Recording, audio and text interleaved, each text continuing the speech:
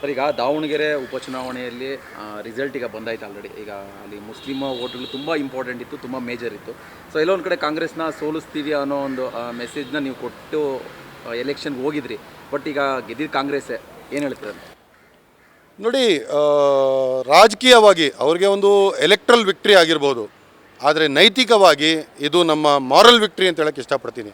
ಯಾಕೆ ಅಂತ ಹೇಳಿದ್ರೆ ಅವರ ಗೆಲುವಿನ ಅಂತರ ಯಾವತ್ತಿಗೂ ಕೂಡ ಕಳೆದ 8 ಚುನಾವಣೆಗಳು ಎತ್ತು ನೋಡ್ಕೊಳ್ಳಿ 20,000ಕ್ಕಿಂತ ಕಡಿಮೆ ಇದ್ದಿರಲಿಲ್ಲ. ಅವ್ರು 20,000 ಮೇಲೇ ತೊಗೊಳ್ತಿದ್ರು. ಲಾಸ್ಟ್ ಟೈಮು 23ರಲ್ಲಿ ಒಂದು 28,000 ಮತಗಳಿಂದ ಶಾಮನೂರು ಶಿವಶಂಕರಪ್ಪರು ಗೆದ್ದಿದ್ರು. ಆದರೆ ಈ ಸಲ 5ಕ್ಕೆ ಬಂದು ಇಳಿದಿದ್ದಾರೆ ಅಂತೇಳಿದ್ರೆ ನಾವು ಏನೊಂದು ಇದನ್ನು ತೊಗೊಂಡು ಹೋಗಿದ್ದೀವೋ ಅದರ ಸಂದೇಶ ಸ್ಪಷ್ಟವಾಗಿ ಕಾಂಗ್ರೆಸ್ ಪಕ್ಷಕ್ಕೆ ಮತ್ತು ಅವರ ಹೈಕಮಾಂಡಿಗೆ ತಲುಪಿದೆ ಅಂತ ನಾನು ಅನ್ನಿಸ್ಕೊಳ್ತೀನಿ. ಇಲ್ಲಿ ತಪ್ಪಾಗಿದೆಯೇನು ಅಂತ ಹೇಳಿದ್ರೆ ಈ ಜಮೀರ್ ಅವರು ಅಲ್ಲಿಗೆ ಬರಬಾರ್ದಾಗಿತ್ತು. ಅಕಸ್ಮಾತ್ ಜಮೀರ್ ಅವ್ರು ಬರ್ತಿರಲಿಲ್ಲ ಅಂತ ಹೇಳಿದ್ರೆ 100ಕ್ಕೆ 100 ನಾವು ಒಂದು ಪಾಠವನ್ನು ಕಲಿಸ್ತಿದ್ವಿ. ಇವತ್ತಿಗೂ ಸಂದೇಶ ರವಾನೆ ಆಗಿದೆ, ಆದರೆ ಇವ್ರು ಬರಬಾರ್ದಾಗಿತ್ತು. ಇವ್ರು ಬಂದು ನಮ್ಮ ಒಂದು ಇದರನ್ನು ಅವರು ಹಾಳು ಮಾಡಿದ್ರು ಅಂತ ಹೇಳೋಕ್ಕೆ ಇಷ್ಟಪಡ್ತೀನಿ ನಾನು. ಅಲ್ಲ, ಈಗ ರಿಜ್ವಾನ್ ಅರ್ಷೀದ್ ಅವರು ಜೊತೆಗೆ ಸಲೀಂ ಅವ್ರು ಬಂದು ಚುನಾವಣೆಯಲ್ಲಿ ಪ್ರಚಾರ ಮಾಡಿ ಗೆಲ್ಸಿದ್ರು.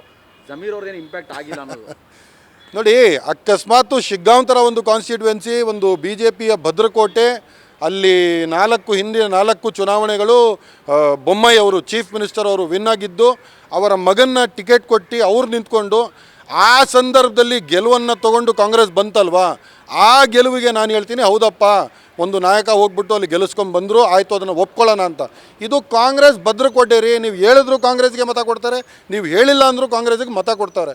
ಮತ್ತೆ ಇನ್ನೊಂದು ಮಾತು ಹೇಳ್ತೀನಿ, ದಾವಣಗೆರೆ ದಕ್ಷಿಣದ ಮುಸಲ್ಮಾನರು ಕಾಂಗ್ರೆಸ್ಗೂ ಮೋಸ ಮಾಡಿಲ್ಲ, ನಮಗೂ ಮೋಸ ಮಾಡಿಲ್ಲ.